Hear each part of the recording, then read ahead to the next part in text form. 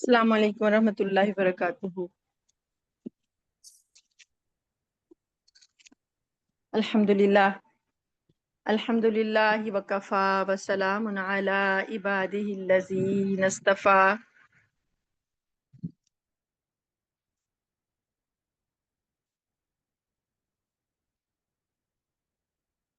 نحمدہ ونستعینہ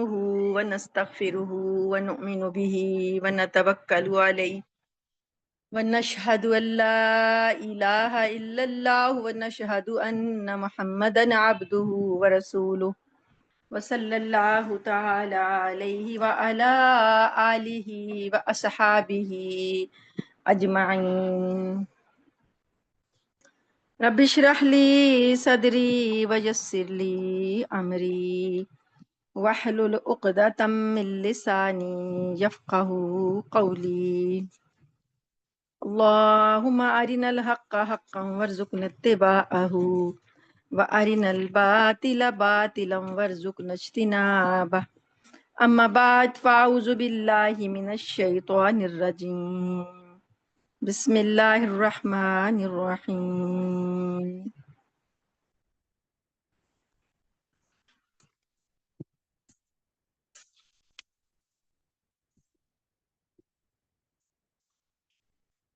ایک مرتبہ نبی کریم صلی اللہ علیہ وآلہ وسلم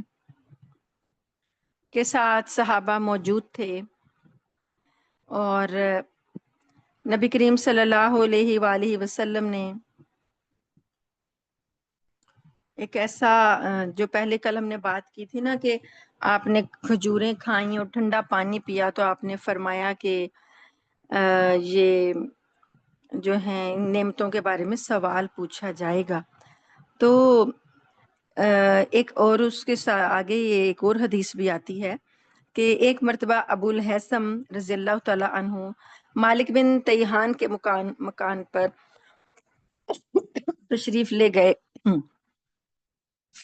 حضرت عمر رضی اللہ تعالی ان کے ساتھ بھی ایسا ہی واقعہ پیش آیا کہ انہوں نے بھی یہ کہا کہ یہ جو ہیں ہمیں نعمتیں دی گئی ہیں، ان کے بارے میں سوال ہوگا۔ حضرت عمر رضی اللہ تعالیٰ عنہ کا گزر ایک ایسے شخص پر ہوا جو کوڑی بھی تھا اور اندھا بہرا گونگا بھی تھا۔ آپ رضی اللہ تعالیٰ عنہ نے ساتھیوں سے دریافت کیا کہ کیا تم لوگ اللہ کی کچھ نعمتیں اس شخص پر بھی دیکھتے ہو؟ لوگوں نے کہا، عرض کیا کہ اس کے پاس کون سی نعمت ہے؟ کوئی یہ تو کوڑی بھی ہے، اندھا بھی ہے، بہرا گونگا بھی ہے، اس پر تو کوئی نعمت ہی نہیں ہے۔ تو حضرت عمر رضی اللہ تعالیٰ عنہ نے ارشاد فرمایا، کیا یہ پیشاب سہولت سے نہیں کر سکتا؟ حضرت عبداللہ بن مسعود فرماتے ہیں کہ قیامت میں 3 دربار ہیں، ایک دربار میں نیکیوں کا حساب ہے، دوسرے میں اللہ کی نعمتوں کا حساب ہے، تیسرے میں گناہوں کا مطالبہ ہے۔ نیکیاں نعمتوں کے مقابلے میں ہو جائیں گی اور برائیاں باقی رہ جائیں گی، یعنی کہ ان کا جو حساب اس طرح سے ہوگا کہ اللہ تعالیٰ کہیں گے کہ نعمتیں یہ میں نے دیں اور یہ تو نے نیکیاں کی، تو ان کو آپس میں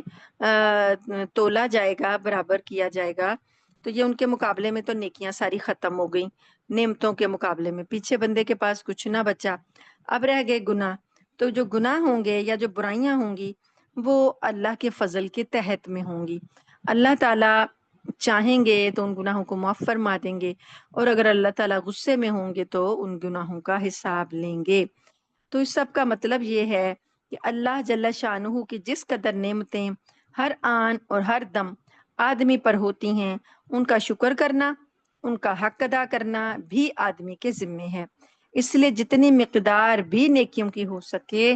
ان کو حاصل کرنے میں کمی نہیں کرنی چاہیے، اور کسی مقدار کو بھی زیادہ نہ سمجھے کہ بہت ہو گئی ہیں، بہت زیادہ کر لی ہیں، کسی کو زیادہ نہ سمجھے، کیونکہ وہاں جائیں گے تو معلوم ہوگا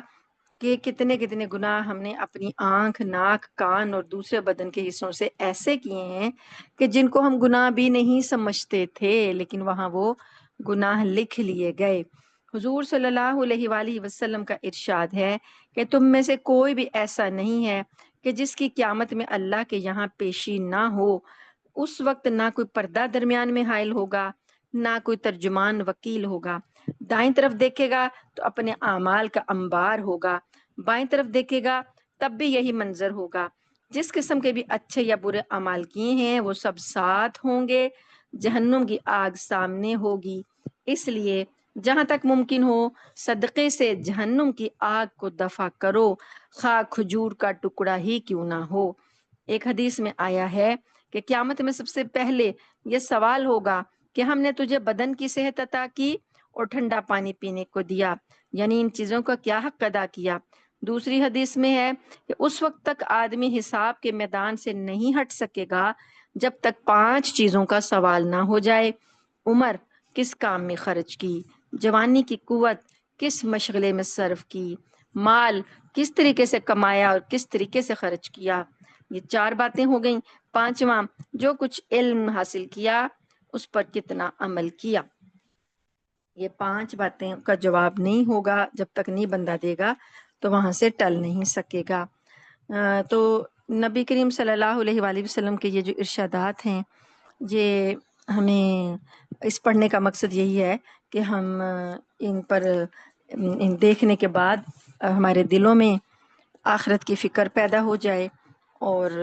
ہم چھوٹی سے چھوٹی نیکی کو بھی کرنے کی کوشش کریں اور بڑی بڑی کو بھی کرنے کی کوشش کریں۔ نبی کریم صلی اللہ علیہ وآلہ وسلم کی یہ ایک اور حدیث ہے کہ حضرت نوح علیہ السلام نے اپنے صاحبزادے سے فرمایا کہ میں تمہیں وصیت کرتا ہوں اور اس خیال سے کہ تم بھول نہ جاؤ، نہایت مختصر بات کہتا ہوں، اور وہ یہ ہے کہ 2 کام کرنے کی وصیت کرتا ہوں اور 2 کاموں سے روکتا ہوں۔ جن 2 کاموں کے کرنے کی وصیت کرتا ہوں وہ دونوں ایسے ہیں کہ اللہ تعالیٰ ان سے نہایت خوش ہوتے ہیں اور اللہ کی نیک مخلوق بھی ان سے خوش ہوتی ہے۔ ان دونوں کاموں کی اللہ کے یہاں رسائی اور مقبولیت بھی بہت زیادہ ہے۔ ان 2 میں سے ایک لا الہ الا اللہ ہے کہ اگر تمام آسمان اور زمین ایک حلقہ ہو جائیں، یعنی ایک حلقہ گولائی کو کہتے ہیں نا، کہ زمین اور آسمان کا ایک حلقہ بنا لیا جائے، یعنی انہیں گولائی میں اکٹھا کر کے کڑا بنا لیا جائے، تو بھی یہ پاک کلمہ ان کو توڑ کر آسمان پر جائے بغیر نہیں رہے گا۔ اور اگر تمام آسمان اور زمین کو ایک پلڑے میں رکھ دیا جائے اور دوسرے میں یہ پاک کلمہ ہو، تب بھی وہی پلڑا جھک جائے گا۔ اور دوسرا کام جو کرنا ہے وہ سبحان اللہ و بحمدہ کا پڑھنا ہے کہ یہ کلمہ ساری مخلوق کی عبادت ہے، اللہ کی ہر مخلوق یہ کلمہ پڑھتی ہے اور اسی کی برکت سے ساری مخلوق کو روزی دی جاتی ہے۔ کوئی بھی چیز مخلوق میں ایسی نہیں جو اللہ کی تسبیح نہ کرتی ہو، مگر تم لوگ ان کا کلام نہیں سمجھتے۔ اور جن 2 چیزوں سے میں تم کو منع کرتا ہوں وہ شرک اور تکبر ہے کہ ان دونوں کی وجہ سے اللہ سے حجاب ہو جاتا ہے اور اللہ کی نیک مخلوق سے بھی حجاب ہو جاتا ہے، یعنی کہ اللہ بھی حجاب پردے کو کہتے ہیں نا، اوٹ کو، اللہ تعالیٰ بھی چھپ جاتا ہے، اللہ کی نیک مخلوق بھی، یعنی ان سے ہم کٹ جاتے ہیں، جن کے جو شرک اور تکبر کرتے ہیں ان سے رابطہ کٹ جاتا ہے، ڈسکنیکٹ ہو جاتے ہیں۔ اللہ تعالیٰ سے دعا ہے کہ اللہ تعالیٰ ہمیں ان اذکار کو مستقل کرنے کی توفیق عطا فرمائیں، ہماری زبان پہ جاری کر دیں، آمین ثم آمین۔ وقت چونکہ تیزی سے پیچھے آ رہا ہے تو اپنے مقرر ٹائم کے اوپر سے پہلے بھی اذان ہو جاتی ہے، تو اب یہ انشاءاللہ یہ جو نیکسٹ ویک ہے اس میں چینج کر دیا جائے گا۔ تو آج کلاس کو ذرا شارٹ کرتے ہیں کیونکہ پیر کو انشاءاللہ یہ میرا خیال ہے کہ پیچھے کر دیا جائے گا۔ اب ہمارا قرآن کا ٹائم ہے۔ اعوذ باللہ من الشیطان الرجیم، بسم اللہ الرحمن الرحیم۔ اللہ تعالیٰ کی وہ جو 2 سورہ بقرہ کی آیات ہیں، ہم نے جن کو کل پڑھا تھا انہی کو ہم آج بھی پڑھ رہے ہیں، 69 نمبر اور 70، 69 اور 70، یہ 2 آیات ہیں، نہیں سوری آگے بھی ہے، 3 آیات ہے، 71 بھی ہے، 3 آیات ہیں۔ اعوذ باللہ من الشیطان الرجیم، بسم اللہ الرحمن الرحیم۔ قالوا ادع لنا ربك يبين لنا ما لونها قال إنه يقول إنها بقرة صفراء فاقع لونها تسر الناظرين قالوا ادع لنا ربك يبين لنا ما هي ان البقرۃ شابہ علینا انا ان شاء اللہ لمہتدون قال انه يقول انها بقرة لا ذلول تثير الارض ولا تسقي الحرث مسلمة لا شية فيها قالوا الآن جئت بالحق فذبحوها وما كادوا يفعلون صدق اللہ العلی العظیم قالوا ادع لنا قالوا انہوں نے کہا، قال واحد ہے، قالوا جمع ہے، جمع مذکر غائب، قالوا ان سب مردوں نے کہا، گرامیٹیکلی اس کا ترجمہ یہ ہے ان سب مردوں نے کہا، یہاں پر ہم ترجمہ جو کر رہے ہیں وہ انہوں نے کہا، قالوا ادع لنا ادعو تو دعا کر، دعا جو ہے پکارنے کو بھی کہتے ہیں، اور جو ہم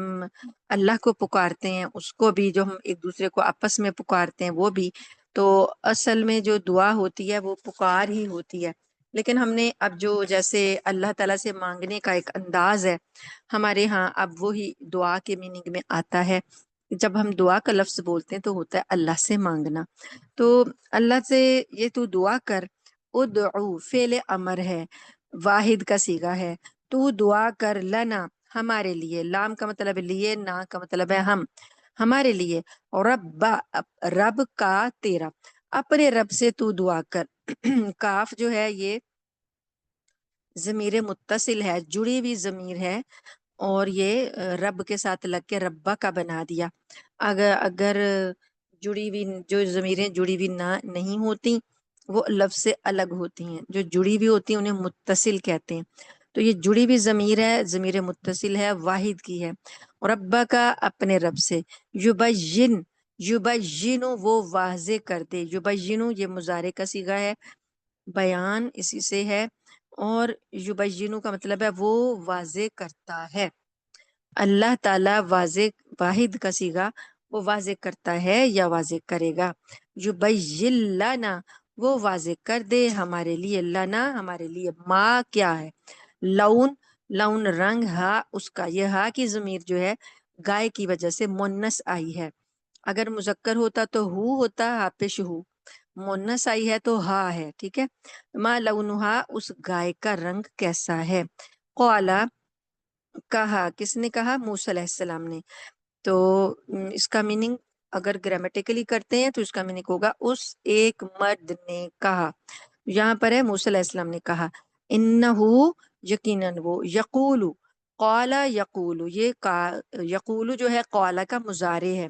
قالا ماضی تھا، یقولو مضارع ہے، مضارع میں دو زمانے پائے جاتے ہیں، ایک مستقبل اور ایک حال، تو یہ ہم جو جملے کی سینس ہوتی ہے اس سے اندازہ لگا لیتے ہیں کہ اس کا ترجمہ ہم نے حال میں کرنا ہے کہ مستقبل میں، تو چونکہ موسیٰ علیہ السلام واقعہ بتا رہے ہیں،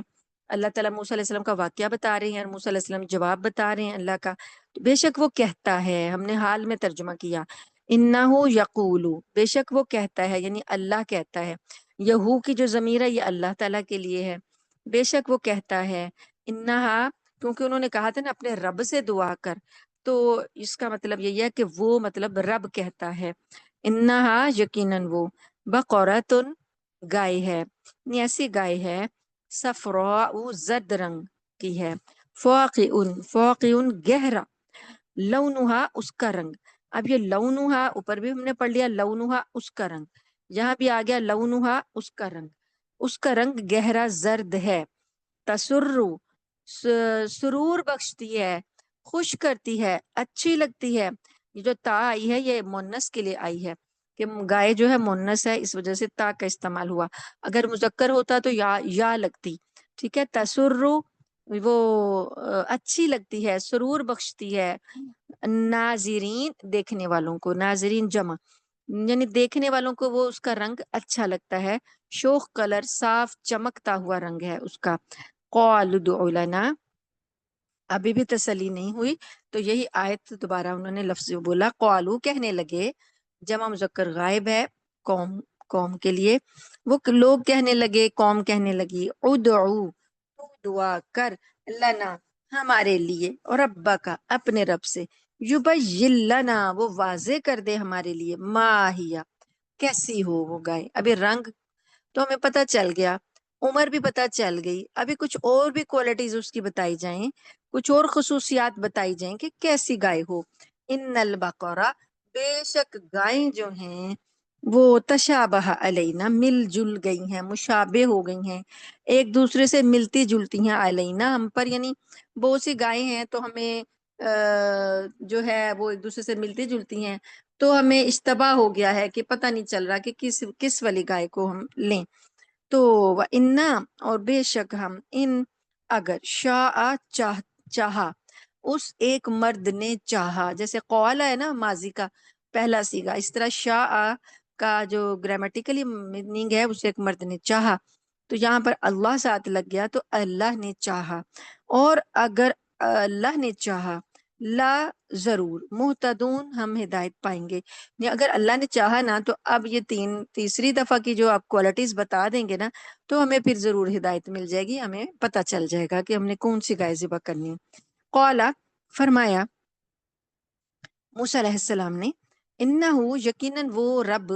یقولو، وہ کہتا ہے، انہا، بے شک وہ، بقرتن، گائے ہے۔ اب یہ انہا بقرتن، یہ تیسری مرتبہ ہم یہاں پڑھ رہے ہیں، وہ ایسی گائے ہے، لا، نہیں، ذلول، وہ ذلت امیز، یعنی ہوتا ہے نا محنت میں جتی ہوئی، کام میں جوتی ہوئی، کام میں لگی ہوئی نہیں ہے۔ لا ذلول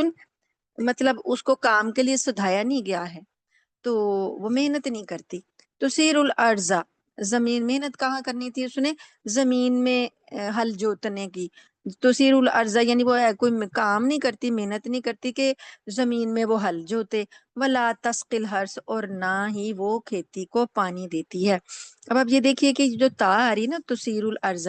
تا جو ہے یہ تائے مونس ہے، تو گائے چونکہ مونس ہے تو اس لیے تا آیا، اگر یہ مذکر ہوتی تو یہاں پر یا آتی۔ تو اسی طرح تسقی، تسقی کا بھی جو ہے یہ اگر مذکر ہوتا تو یسقی ہوتا، یہ تا جو ہے تائے مونس ہے۔ تو سیر الارض، زمین کو نہ وہ جوتتی ہے، ولا تسقی الحرث، اور نہ وہ کھیتی کو پانی دیتی ہے۔ آپ نے نام سنا ہوگا استسقا، استسقا میں جو یہ ہوتا ہے پانی مانگنا، تو یہ دیکھیں استقا، استقی، یہ پانی کے لیے، تو تسقی وہ پانی نہیں دیتی، الحرث، کھیتی کو۔ مسلمتن، صحیح سلامت ہے، بالکل صحیح سلامت ہے، لا شیۃ فیہا، کوئی عیب نہیں ہے اس میں، کوئی داغ نہیں ہے اس میں، یعنی کہ بے داغ ہے بالکل۔ دیکھیں کتنے قسم کی چیزیں ہوتی ہیں، یعنی کہ اب جانور کو جیسے آپ قربانی کا جانور خریدتے ہیں تو دیکھتے ہیں نا کہ اس جانور کا سینگ ٹوٹا بنا ہو، کھر ٹوٹا بنا ہو، دم نہ کٹی ہو، آنکھ جو ہے وہ زخمی نہ کہیں ہوگی ہو، کان نہ کٹا ہوا ہو، تو بے عیب جانور جو ہوتا ہے وہ قربانی کے لیے خریدا جاتا ہے۔ اور لیکن اس کے اندر اتنی بھی شرائط نہیں ہوتی جو کہ رنگ ایسا ہو یا قد ایسا ہو اور اس نے کبھی کام نہ کیا ہو، ایسی شرائط نہیں ہوتی، صرف ہوتا ہے کہ بے عیب ہو، اس میں کوئی عیب نہ ہو، صرف یہ شرط ہوتی ہے اللہ کے ہاں قربانی دینے کی۔ لیکن یہ والی گائے، اس کا رنگ بھی، اس کی عمر بھی، اس کا وہ کہ کبھی اس نے کام نہ کیا ہو، حالانکہ ہمارے ہاں جب قربانی ہوتی ہے گایوں کی یا بیلوں کی تو وہ کام میں جتے ہوئے بھی کئی دفعہ ہوتے ہیں، کئی دفعہ وہ ہل چلانے والے بھی ہوتے ہیں، ان کی بھی قربانی کر دی جاتی ہے۔ تو کہنے کا مطلب یہ ہے کہ اتنی جو شرائط لگیں، اتنی جو کنڈیشنز لگیں کہ وہ ایسی ہو کہ ساری یہ شرائط اب اس میں جب تک پوری نہیں کریں گے وہ اب قربان نہیں کر سکتے، اب ڈھونڈنے لگے، تو پھر بھی خوش تو ہو گئے کہ جیسے پتہ نہیں انہیں کون سا خزانہ مل گیا۔ کہنے لگے قالوا الآن، اب تو، قالو کہنے لگے، اب جئتا، تو آیا ہے، بالحق، صحیح بات کے ساتھ، یعنی اب ٹھیک بات آپ نے بتائی ہے، پہلے تو ہمیں بات کی سمجھ ہی نہیں آ رہی تھی، اب آپ نے ٹھیک بات بتائی ہے۔ فذبحوها، پھر انہوں نے اس کو ذبح کیا، وما کادو، اور نہیں وہ تھے قریب، قادو مطلب قریب نہیں تھے، لگتے نہیں تھے، یفعلون، ایسا کرنے والے، یعنی وہ ایسا کرنے والے لگتے نہیں تھے، لیکن بہرحال مجبوراً پھر انہوں نے چونکہ قاتل کا پتہ کرنا تھا تو مجبوراً پھر انہوں نے یہ کام کیا۔ ترجمہ تو انشاءاللہ آپ کو سمجھ آیا ہوگا، اگر کوئی کہیں کہیں کمی رہ بھی گئی ہے تو کل بھی یہی آیات پڑھی جائیں گی، پرسوں بھی یہی پڑھی جائیں گی، تو انشاءاللہ مزید آپ کو ہو جائے گا، اگر آپ آج یاد کر لیتے ہیں نا تو کل اور پرسوں زیادہ سمجھ آئے گا۔ تو باقی رہ گی تشریح، تو تشریح ایک ہی بات ہے، جو ایک سٹوری ہی ہے وہ تو ایک ہی دفعہ سننے سے یاد ہو جاتی ہے، تو بات ساری یہ ہے کہ ان لوگوں نے جب گائے کا ذبح کرنے کا حکم جب ان کو دیا گیا تو انہوں نے بہت ٹال مٹول کی، بہت زیادہ قیل و قال کی، بالکل یعنی کہ ہوتا ہے نا کہ ایک ہمارے دیکھا جائے اگر ہم لوگ آپس میں دیکھیں تو ہمارے گھر کا کوئی بڑا ہمیں کو کہے تو ہم بات ماننے کے لیے لپکتے ہیں، لیکن یہ کیسی قوم تھی جو اپنی نبی کی بات ہی نہیں مان رہی تھی۔ نبی موجود ہو، آج اگر اللہ کی قدرت سے کوئی ایسا وقت آ جائے کہ اللہ تعالیٰ کہیں جو فلاں نبی جو ہے زندہ ہو کر تمہارے درمیان آ رہا ہے تو کیا حال ہوگا ہمارا، ہم کیسے لپکیں گے ان کی طرف۔ لیکن یہ قوم کچھ زیادہ سخت دل قسم کی قوم تھی کہ نبی موجود ہے اور نبی کے احکامات کو ٹال مٹول کر رہی ہیں، بار بار اسے تنگ کر رہی ہیں کہ یہ پوچھو یہ پوچھو، یہ بتاؤ وہ بتاؤ، حالانکہ یہ ایک جو ادب ہوتا ہے یہ ادب کے خلاف بات ہوتی ہے کہ آپ کسی بڑے کی بات کو اہمیت دینے کی بجائے اس کے ساتھ بحث کرنے لگ جائیں، اس کا حجت بازی کرنے لگ جائیں، تو یہاں یہ بے ادبی ہے، یہ شان کے خلاف ہے۔ ہمارے نبی صلی اللہ علیہ وآلہ وسلم کے لیے تو اللہ پاک نے کہا ہے کہ آپ اونچی آواز میں بات بھی نہیں کریں گے، تو کبھی بھی پوری جو ان کی 23 سالہ پیغمبرانہ زندگی ہے، کبھی بھی کسی صحابی سے ہم نے یہ کوئی روایت ایسی نہیں پڑھی کہ کسی صحابی نے کہا ہو کہ حکم دیا گیا اور انہوں نے کہا کہ نہیں یہ بھی پوچھو تو یہ بھی پوچھو تو وہ بھی پوچھو۔ بہرحال یہ اس ٹائپ کے ہی لوگ تھے، تو انہوں نے موسیٰ علیہ السلام سے جب سوال جواب کیے تو یہ ان کا دوسرا سوال ہے، قالوا ادع لنا ربک یبین لنا ما لونھا، اپنے رب سے تو دعا کر کے وہ ہمیں بتائے کہ اس کا رنگ کیسا ہو۔ قال انہ یقول انہا، کہا موسیٰ علیہ السلام نے کہ بے شک اللہ کہتا ہے کہ انہا بقرۃ، وہ ایسی گائے ہے صفراء زرد رنگ کی، فاقع لونھا، تیز رنگ ہے اس کا، تسر الناظرین، دیکھنے والوں کو اچھا لگتا ہے، نگاہوں کو اچھا لگتا ہے۔ قالوا ادع لنا ربک، کہنے لگے کہ تو دعا کر ہمارے لیے اپنے رب سے، یبین لنا ما ہی، ہمیں واضح کرے کہ ابھی وہ کیا ہے، یعنی ابھی بھی ہمیں پتہ نہیں چل رہا۔ ان البقرہ تشابہ علینا، یقیناً بہت سی گائیں جو ہیں ہم پر مل جل گئی ہیں، وَإِنَّا إِن شَاءَ اللَّهُ لَمُهْتَدُونَ، اور یقیناً اگر اللہ نے چاہا تو ہم ہدایت پا لیں گے۔ قال، فرمایا، انہو یقول، موسیٰ علیہ السلام نے فرمایا کہ بے شک اللہ تعالیٰ کہتا ہے انہا بقرۃ لا ذلول، وہ ایسی گائے ہے کہ نہیں جتی بھی نہیں ہے، محنت نہیں کرتی، تثیر الارض، نہ ہل میں جتی بھی ہے، ولا تسقی الحرث، نہ کھیتی کو پانی دیتی ہے، مسلمۃ لا شیۃ فیہا، وہ صحیح سلامت ہے، کوئی عیب نہیں، کوئی داغ نہیں اس میں۔ قالوا الآن جئت بالحق، کہنے لگے کہ اب تو حق لے کر آیا ہے، فذبحوها، پھر انہوں نے اس کو ذبح کیا، وما کادوا یفعلون، وہ ایسا کرنے والے نہیں تھے۔ اب یہاں پر جو بات ہے کہ یہ پھر گائے ملی کیسے، یہ ایک الگ سے سٹوری ہے، کل بھی آپ کو سنائی تھی کہ ایک بچہ جو یتیم بچہ تھا، ایک نیک دل آدمی کا بچہ تھا، تو نیک دل آدمی جو تھا جب مرنے لگا، بچہ بہت چھوٹا سا تھا، تو اس کی بیوی بھی بہت نیک تھی، اس نے پھر اللہ کے اپنی بیوی سے مشورہ کیا کہ یہ جو ہمارے پاس ایک بچیا ہے، گائے ہے، گائے کی بچی ہے، اس کو ہم کر دیتے ہیں اللہ کے سپرد، یعنی کہ کون اس کی دیکھ بھال کرے گا میرے مرنے کے بعد۔ تو اس نے جنگل میں گائے چھوڑ دی کہ اللہ کے سپرد کر دی، اور اللہ سے کہا کہ اللہ پاک یہ آپ کے پاس میری امانت ہے، تو جب میرا بچہ بڑا ہو جائے گا تو یہ وہ امانت لے لے گا۔ اسی طریقے سے وہ پھر اس کا انتقال ہو گیا، تو اس کے بعد پھر جب بچہ یتیم جو تھا والدہ نے پالا، اور جب وہ بڑا ہوا تو وہ بھی بڑا نیک سعید تھا، والدہ کا فرما بردار تھا۔ ایک روز اس کی والدہ نے کہا کہ بیٹے فلان جنگل میں تمہارے باپ نے ایک بچیا جو تھی اللہ کے امانت میں دی تھی تمہارے لیے، تو اب تم بڑے ہو گئے ہو، جا کے تم اس کو لے آؤ۔ تو وہ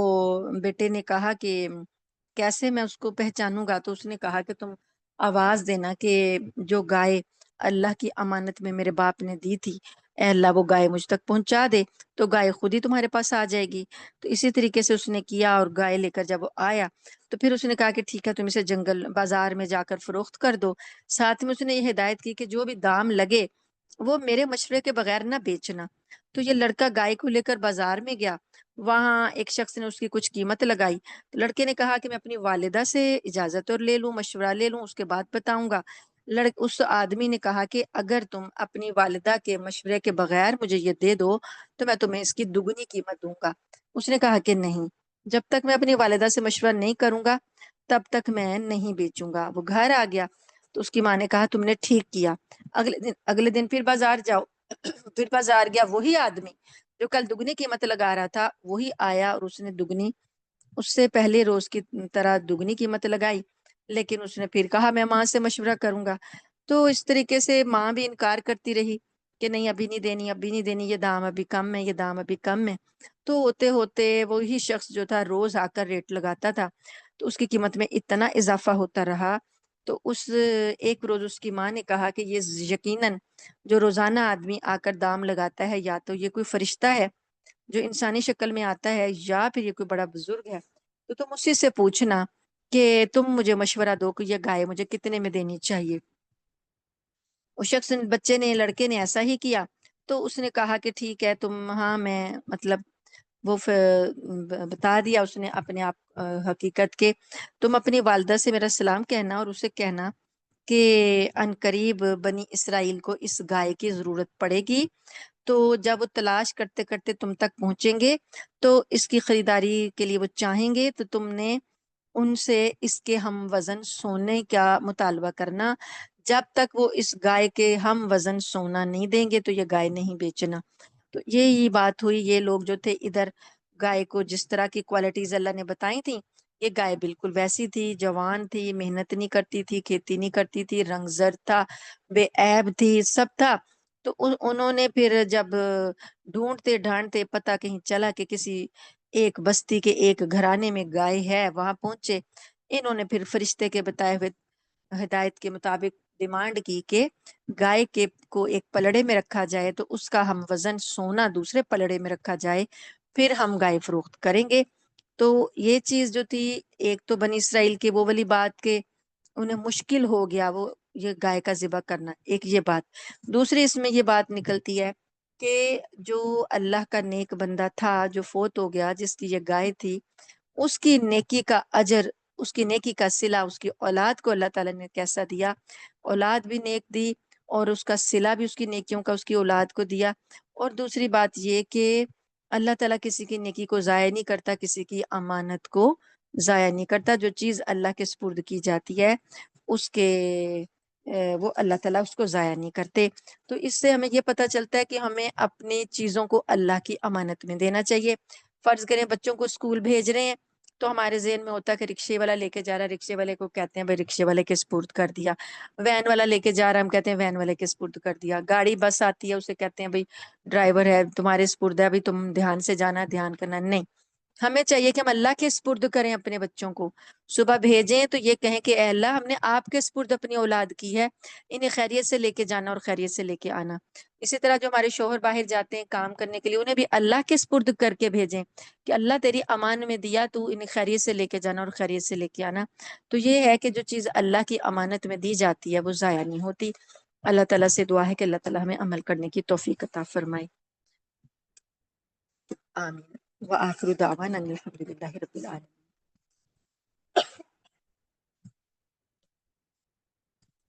آج جو ہماری جو دوسری ہے ٹاپک ہے ہمارا، قرآن کے علاوہ جو دوسرا ٹاپک ہے وہ سود ہے۔ سود کی حرمت پر کافی زیادہ بات ہو چکی ہے۔ جو ہم نے کتاب شروع کی ہوئی ہے وہ تقریباً ختم ہونے والی ہے۔ اس میں ہم نے ہر قسم کی جو بھی رائج ہیں صورتیں سود کی وہ ہم دیکھ رہے تھے۔ تو جو تجارتی سود ہے وہ اس کا بیان چل رہا تھا کہ جو تجارت میں پیسہ لگایا جاتا ہے اور تجارت کے نتیجے میں جو منافع حاصل ہوتا ہے وہ سود پر ملتا ہے۔ تو بینک والے بھی یہی کہتے ہیں، یا کوئی کمپنیز ایسی ہوتی ہیں جو کہتی ہیں کہ ہم تجارت کرنے لگے ہیں تو آپ اپنا پیسہ لگائیں تو آپ کو اتنے پرسنٹ جو ہے انٹرسٹ ملے گا۔ تو یہ ساری چیزیں جو ہیں تجارتی سود کہلاتی ہیں۔ تو تجارتی سود جو ہے اس کے لیے ہم نے یہ بات کی تھی پچھلی کلاس میں کہ فرض کیجئے کہ یعنی کہ یہ ناجائز ہے. لوگ اس کو سمجھتے ہیں کہ دیکھیں نفع بھی تو جائز ہے نا، تو اگر ہم نے سود لے لیا تو یہ کیسے ناجائز ہو گیا. تو اس کی مثال کے لیے جو بتایا گئی تھی، باتیں جو بتائی گئی تھیں، وہ یہ تھا کہ اصل میں خرابی جو ہوتی ہے نا وہ سود اور نفع کے حساب سے نہیں ہوتی. خرابی جو معاشرے میں پیدا ہوتی ہے وہ ایک طرح سے مفاد، ذاتی مفاد. جو سرمایہ کار ہوتا ہے نا، جو سرمایہ لگا رہا ہوتا ہے نا، وہ اپنے ذاتی مفاد کا دھیان رکھتا ہے.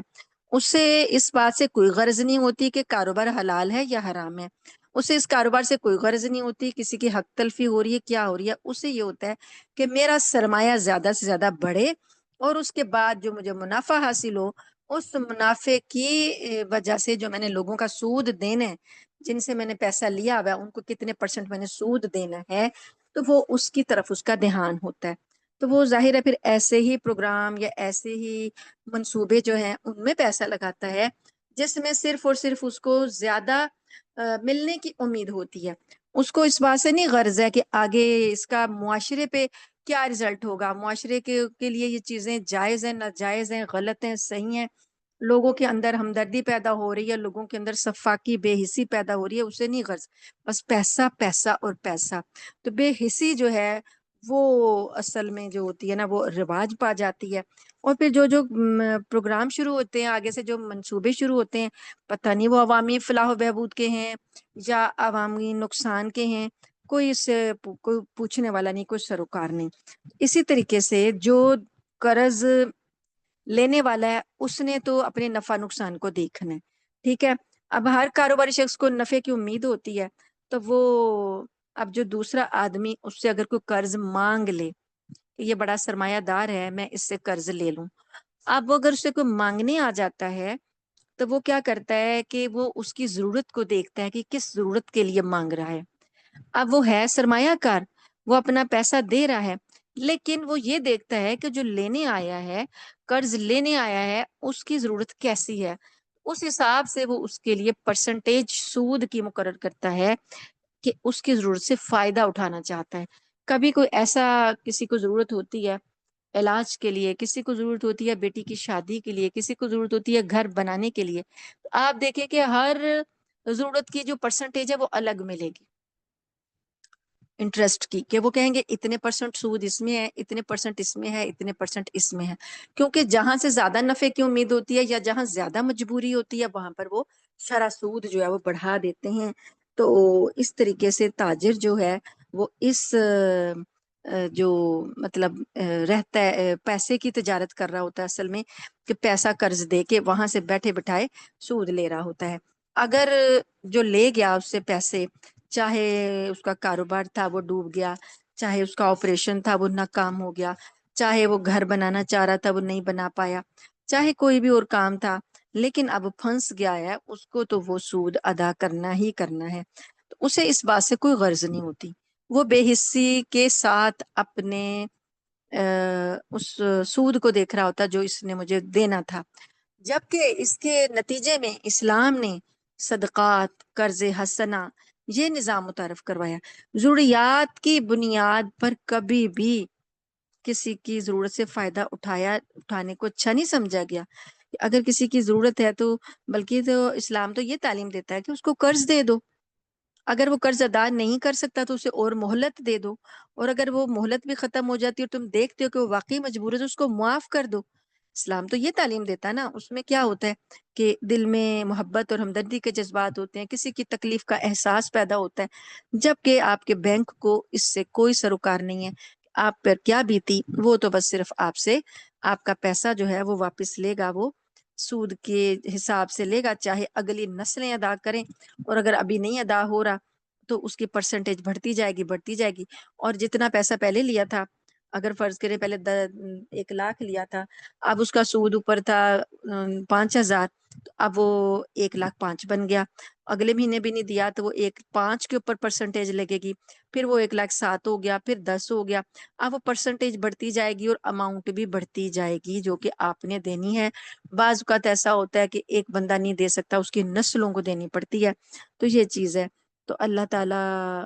جو ہے اس لیے اللہ تعالیٰ نے اس کو حرام قرار دیا ہے کہ یہ ایک طرح سے معاشرے کے اندر بے حسی پیدا کرتی ہے، خود غرضی پیدا کرتا ہے یہ چیز۔ سود کا جو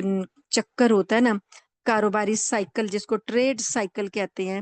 اس سے ساری جو ہے نا دنیا جو آج پریشان ہے، لیکن پھر بھی لوگ سود سے جان چھڑانے کو تیار نہیں ہیں۔ واحد ایک ملائیشیا ایک ایسا ملک ہے جہاں پر کے بینک جو ہیں، بینکاری وغیرہ کے جو نظام ہے وہاں سود نہیں ہے۔ باقی پوری اسلامک ورلڈ جو ہے وہ بھی سودی نظام پر چل رہی ہے، اور وہ لوگ جب باہر سے لیتے ہیں سود پر پیسہ لیتے ہیں، پھر وہ سود نہیں دے پاتے، پھر وہ شرح سود بڑھ جاتی ہے، تو پھر یہاں کیا ہوتا ہے، ٹیکسز کی بھرمار ہوتی ہے، ٹیکس لگا لگا کر وہ اپنی اس لمٹ تک پہنچتے ہیں۔ ابھی ایک سال پہنچتے اگلے سال مزید لے لیتے ہیں، تو وہ ایسا سائیکل ہے کہ نسلوں کی نسلیں جو ہیں وہ مقروض ہوتی جا رہی ہیں۔ اب یہاں پر ایک مثال ہے کہ جیسے کہ ایک شخص ہے 20 سال کے لیے 7% شرح سود پر ایک بھاری رقم بطور قرض لیتا ہے۔ اب اس سے کوئی بڑا کام شروع کرتا ہے، اب وہ مجبور ہے کہ 20 سال تک ہر سال باقاعدگی کے ساتھ جو اس نے طے کیا ہے نا پرسنٹیج، اس کے مطابق سود دیتا رہے۔ لیکن فرض کریں اس نے 10 سال تو دے دیا، اپنی جو مقررہ تھی پرسنٹیج 10 سال تو اس نے سود دے دیا، لیکن 10 سال یا 15 سال دے دیا، لیکن ابھی 20 سال کے 5 سال رہتے ہیں، وہاں پہنچتے پہنچتے وہ جتنی رقم اس نے لی تھی وہ بھی ادا ہو گئی، لیکن سود اس لیے ختم نہیں ہو رہا کہ جو ہے نا روپیہ اس کی قیمت گر گئی، اور کہ چیزیں مہنگی ہو گئیں، پیسے کی ویلیو جو ہے وہ کم ہو گئی۔ تو اس سے کیا ہوا کہ اب جو آدمی ہے وہ تو اس کے اوپر تو ڈبل بن گیا نا، وہ دے بھی چکا ہے لیکن ابھی ختم نہیں ہو رہا، اور وہ دگنے تک پہنچ جائے گی اس کی شرح سود۔ تو یہ کتنا بڑا ظلم ہے کہ اگر وہ اپنا کاروبار ختم کرتا ہے، بیچتا ہے، تو اس سے آدھے پیسے ملتے ہیں، نہ وہ اس کا سود ادا کر سکتا ہے، نہ وہ قسط ادا کر سکتا ہے۔ تو یہ لازمی نتیجہ کیا ہے کہ مہنگائی وہ کرے گا، وہ مہنگائی کرے گا کہ میری چیزیں مہنگی بکیں تاکہ میں اپنا سود ادا کروں۔ تو یہ جو چیزیں ہیں، پھر مصنوعی مہنگائی کا جو سلسلہ ہے وہ معاشرے میں چل پڑتا ہے، اور پھر قرض دار جو ہوتے ہیں ان کے اپنے دیوالیے نکل جاتے ہیں، اور جس نے قرض دیا ہوتا ہے بس وہ آرام سے بیٹھا ہوتا ہے، باقی سارا معاشی نظام جو ہے وہ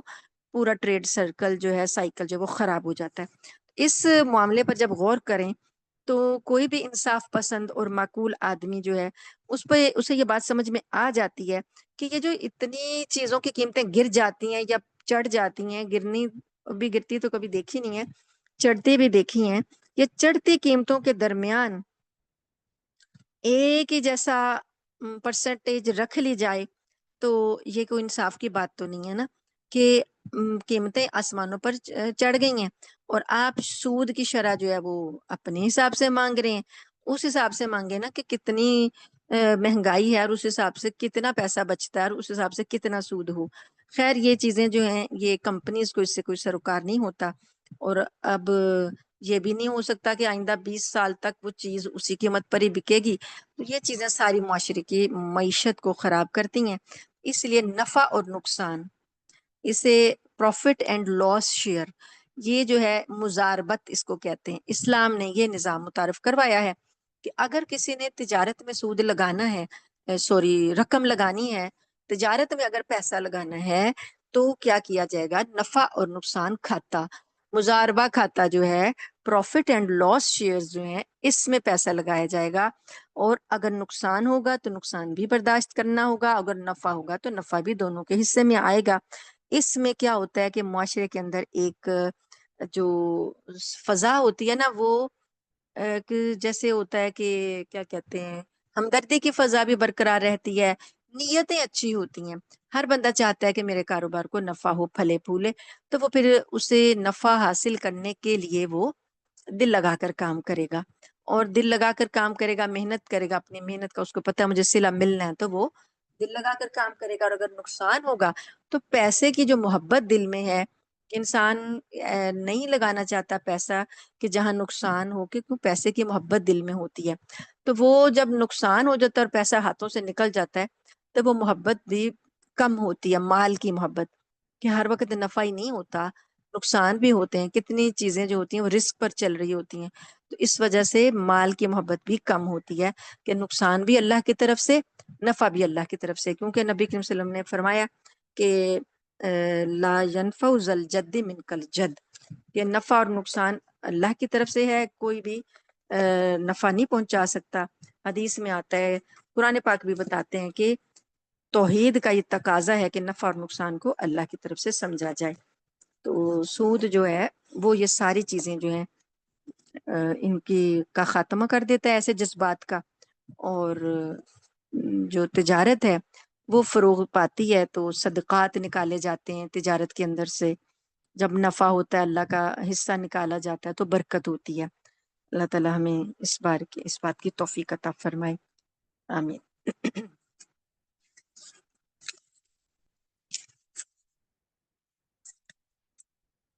ختم نبوت والا چیپٹر ہے، رشتہ جو نہ قائم ہو محمد سے وفا کا، پھر جینا بھی برباد ہے مرنا بھی اکارت، قوت عشق سے ہر پست کو بالا کر دے، دہر میں اس میں محمد صلی اللہ علیہ وآلہ وسلم سے اجالا کر دے، کہ محمد سے وفا تو نے تو ہم تیرے ہیں، یہ جہاں چیز ہے کیا لوح و قلم تیرے ہیں۔ ہم یہاں پر پڑھ رہے ہیں کہ جو قانون بنایا گیا تحفظ ناموس رسالت کا، اس کا پس منظر پڑھ رہے تھے کہ تحفظ ناموس رسالت، اب دیکھیے لفظوں کی سمجھ آپ کو آگے، ناموس عزت کو کہتے ہیں، تو نبی کریم صلی اللہ علیہ وسلم کی عزت کی حفاظت، اس کا قانون، ٹھیک ہے، تو تحفظ ناموس رسالت کا قانون، اس کا جب قانون بنایا گیا تو یہ اس میں یہی ہوگا نا کہ اگر کوئی اس قانون کو توڑتا ہے یا اس نبی وسلم کی ناموس پر کوئی حرف آتا ہے تو اس کو پھر سزا دی جائے گی، پنشمنٹ ہوگی اس کے لیے۔ اب یہ جو چیز ہے نا تحفظ ناموس رسالت والی بات، تو یہ قانون، اس کی جو ہسٹری ہے وہ تھوڑی سی میں نے آپ کو بتائی تھی، انگریز دور سے یہ قانون جو تھا اس کو ختم کر دیا گیا تھا، جبکہ اس سے پہلے مغل بادشاہوں کی کا دور حکومت تھا، اس میں یہ قانون تھا کہ جو بھی کوئی نبی کریم صلی اللہ علیہ وآلہ وسلم کی شان میں گستاخی کرے گا اس کی سزا موت ہے۔ لیکن انگریزوں نے جب اس قانون کو ختم کر دیا، اور انگریزوں نے جو قانون بنایا وہ میں نے کل بھی آپ کو بتایا تھا کہ مجموعہ تعزیرات ہند اس کا نام رکھا، انڈیا کے لیے، ہندوستان کے لیے جو سزاؤں کا قانون تھا اس کا نام تھا مجموعہ تعزیرات ہند، تو تعزیر سزا کو کہتے ہیں۔ تو اس میں یہ 1898 میں انہوں نے یہ بنایا، اس کے اندر جو شک تھی وہ 153 تھی، 153 میں سزاؤں کا قانون تھا، لیکن اس میں مذہبی طور پر کسی کے ساتھ کوئی زیادتی یا مذہبی طور پر کسی کے جذبات مجروح کرنا، اس سلسلے کا کوئی قانون نہیں تھا۔ تو جب اس طرف توجہ دلائی گئی تو انہوں نے یہ 2-3 لفظوں کا اضافہ کر کے اس کا نام رکھا 153A، 153A۔ تو اس کا جو متن تھا وہ یہ تھا کہ جو کوئی الفاظ سے بذریعہ تقریر، تحریر، اشارات یا کسی دوسرے طریقے سے ہندوستان میں ہر مجسٹری کی رعایا کی مختلف جماعتوں میں دشمنی، منافرت کے جذبات ابھارنے یا انہیں بھڑکانے کی کوشش کرے گا، اسے 2 سال تک قید یا جرمانہ یا دونوں سزائیں دی جا سکتی ہیں۔ یہ بس ایک قانون تھا۔ اس میں بھی آپ دیکھیں کہ جہاں پر جماعتوں میں دشمنی اور منافرت ہے، مذہب کا نام پھر بھی نہیں لیا گیا۔ خیر انہوں نے یہ 153A بنا کر تو اس کو قانون کا حصہ بنا دیا۔ اس دفعہ کے اضافے کے بعد کیا ہوا کہ اس میں مذہب کا کوئی تعلق نہیں تھا، ویسے دیکھیں 2-3-4 قسم کے لوگ رہتے ہیں، 5-7 قسم کی ذاتیں ہیں، ذات برادری پر بھی جھگڑا ہو سکتا ہے، اور بھی کسی طرح جھگڑا ہو سکتا ہے۔ اب ایک طرف سکھ ہے، ایک طرف ہندو ہے، ایک طرف مسلمان ہے، ایک طرف بدھسٹ ہے، تو اس طرح سے جو کوئی جھگڑے ہیں 2 مختلف قوموں کے اور ان کے درمیان کسی نے دشمنی کرا دی یا دشمنی کے جذبات ابھار دیے، اس کو انہوں نے کہا کہ 2 سال تک قید یا جرمانہ یا دونوں سزائیں دی جا سکتی ہیں سچویشن کے مطابق۔ لیکن کیا ہوا کہ ان لوگوں نے اس وقت جب یہ تحریکیں چلیں محمد صلی اللہ علیہ وآلہ وسلم کے بارے میں ہندوؤں نے اپنے گندے جذبات کا جب اظہار کیا تو بدنام زمانہ شاتم رسول تھا راجپال، اس نے جب کتاب لکھی رنگیلا رسول کے نام سے،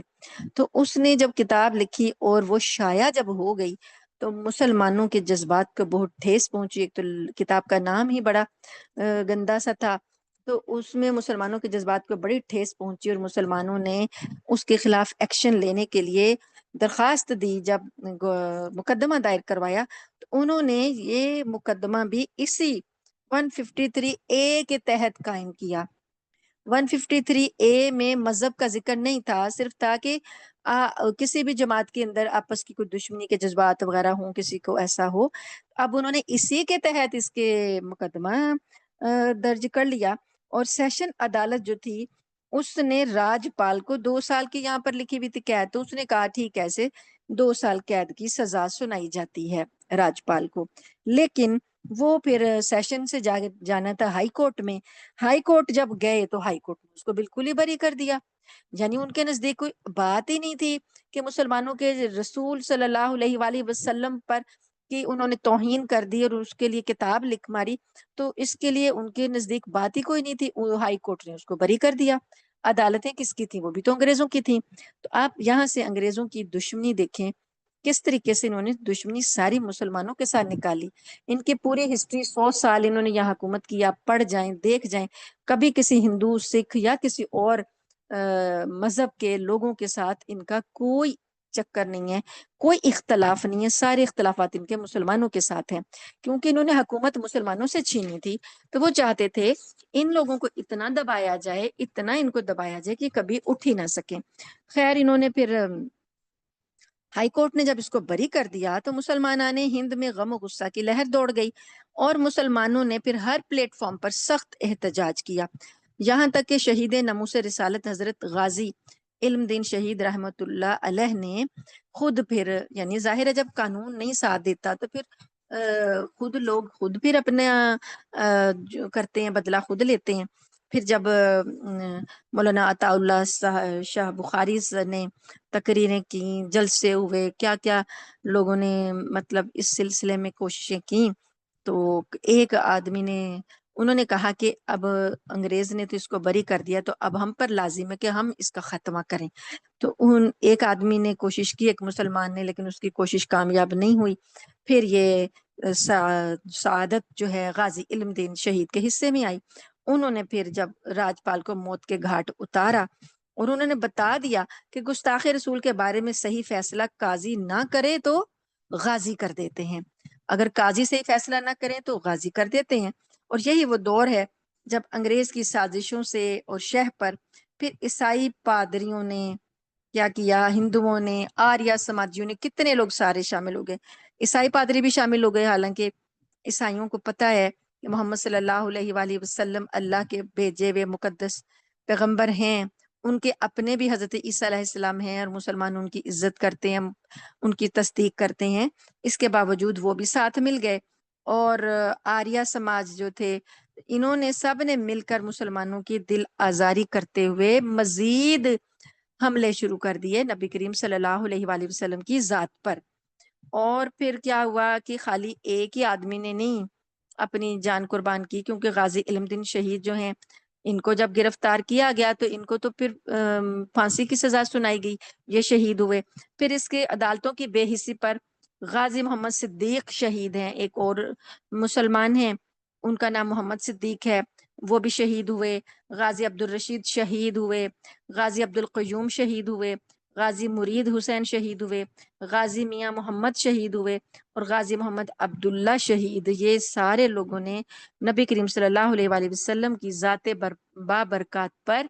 جو ان دشمنوں نے حملے کیے اس سلسلے میں انہوں نے آوازیں اٹھائیں اور اپنی شہادتیں پیش کیں۔ انہوں نے جو یہ تحریکیں جو چل پڑی تو ان میں ان کی جانیں جو ہیں کام آئیں، اور انہوں نے جو بھی گستاخی کرتا تھا، یہ غیور مسلمانوں نے ان گستاخان رسول کو خود اپنے ہاتھوں سے جہنم واصل کیا اور شہادت پائی اور خود زندہ و جاوید ہو گئے۔ اب جب یہ ایک پھیل گیا نا پورے معاشرے میں، یعنی پورے ملک میں، ایک ابتری سی پھیل گئی، فساد پھیل گیا، تو اس میں پھر لوگ جو ہیں ظاہر ہے وہ کافر جو ہیں وہ نبی کریم صلی اللہ علیہ وسلم کی ذات پر حملے کرتے ہیں، تو مسلمان پھر ان پہ حملے کرتے ہیں اور اپنے نبی صلی اللہ علیہ وسلم کا دفاع کرتے ہیں. تو اس طرح یہ اتنے لوگ جب شہید ہو گئے نا، تو مولانا محمد علی جوہر رحمۃ اللہ علیہ جو تھے، چونکہ یہ سیاست کی تحریکیں چل رہی تھیں، مسلم لیگ تھی، کانگریس تھی، تو مولانا محمد علی جوہر جو تھے انہوں نے حکومت سے یہ مطالبہ کیا کہ نبی کریم صلی اللہ علیہ وآلہ وسلم کی عزت اور ناموس کے تحفظ کے لیے مؤثر قانون سازی کی جائے. انہوں نے کہا کہ آپ لوگ ایسا قانون بنائیں کہ کوئی بندہ ہمارے نبی صلی اللہ علیہ وسلم کی گستاخی نہ کر سکے، قانون بنایا جائے. چنانچہ پھر مسلمان تمام بر صغیر کے جتنے بھی مسلمان تھے انہوں نے رد عمل جو دیا، احتجاج ہوئے اور تحریکیں چلیں اور جلسے جلوس ہوئے. تو مولانا محمد علی جوہر نے جب یہ مطالبہ کیا تو پھر انگریز نے کیا 1927 میں پہلا جو قانون بنا ہے وہ 1898 میں بنا، 1898 میں. اب ہے 1927. ان دنوں میں آپ کو پتہ ہے کہ پاکستان کی تحریک بھی چل رہی تھی، تو انہوں نے 1927 میں یہ جو دفعہ تھی نا سزاؤں والی، جو تعزیرات ہند والا جو تھا نا قانون، اس میں انہوں نے ایک معمولی سی دفعہ کا اضافہ کیا، اس کا نام رکھا 295A. ابھی تک جو ہمارے ہاں 295 چل رہی ہے نا، یہ وہیں سے ہی ہے، اس کا نمبر وہی ہے، لیکن ہمارے ہاں اب سی ہے، تو انہوں نے اے بنایا. 295A کا جو ہے اس میں یہ ایک اضافہ کیا. الفاظ کیا ڈالے؟ یہ الفاظ ڈالے کہ جو کوئی عملاً اور بدنیتی سے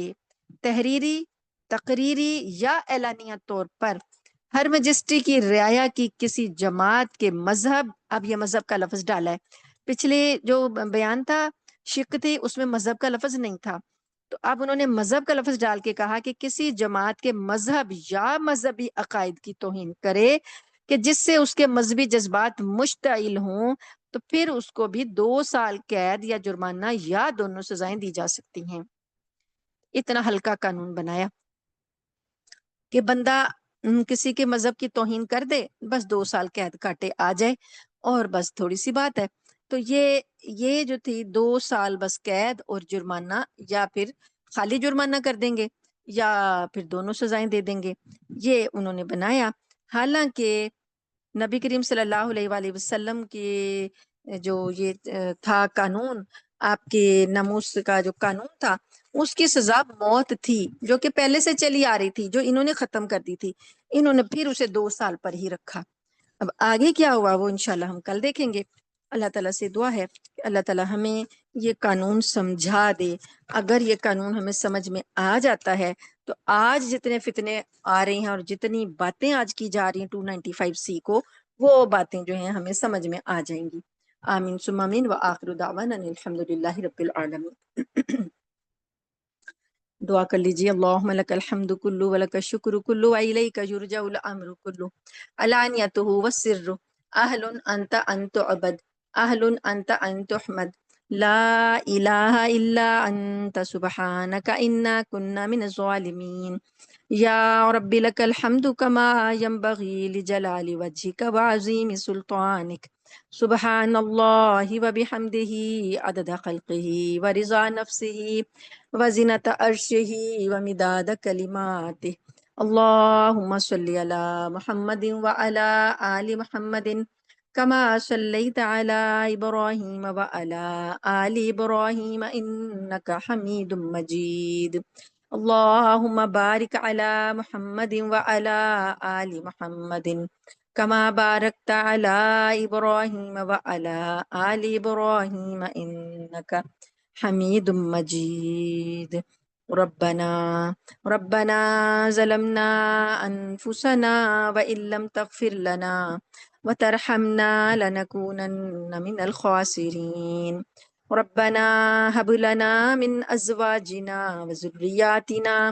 قرة اعین واجعلنا للمتقین اماما. اللهم احسن عاقبتنا في الامور كلها وَأَجِرْنَا مِنْ خِزْيِ الدُّنْيَا وَعَذَابِ الْآخِرَةِ. ربنا آتنا من لدنك رحمة وهيئ لنا من أمرنا رشدا ربنا آتنا في الدنيا حسنة وفي الآخرة حسنة وقنا عذاب النار اللهم أيد الإسلام والمسلمين اللهم أعز الإسلام والمسلمين اللهم انصر الإسلام والمسلمين ودمر أعداء الدين ودمر أعداء الدين ودمرهم تدميرا اللهم احزمهم وزلزلهم اللهم عليك باليهود اللهم اكفناهم بما شئت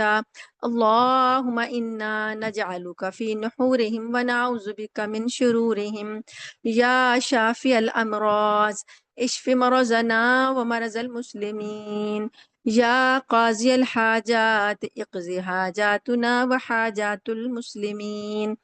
اللهم رب ارحمهما كما ربياني صغيرا اللهم ارحم أمة محمد صلى الله عليه وسلم اللهم اغفر أمة محمد صلى الله عليه وسلم اللهم انصر أمة محمد صلى الله عليه وسلم اللهم فرج عن أمة محمد صلى الله عليه وسلم ربنا تقبل منا إنك أنت السميع العليم وتب علينا إنك أنت التواب الرحيم وصلى الله تعالى على خير خلقه وأصحابه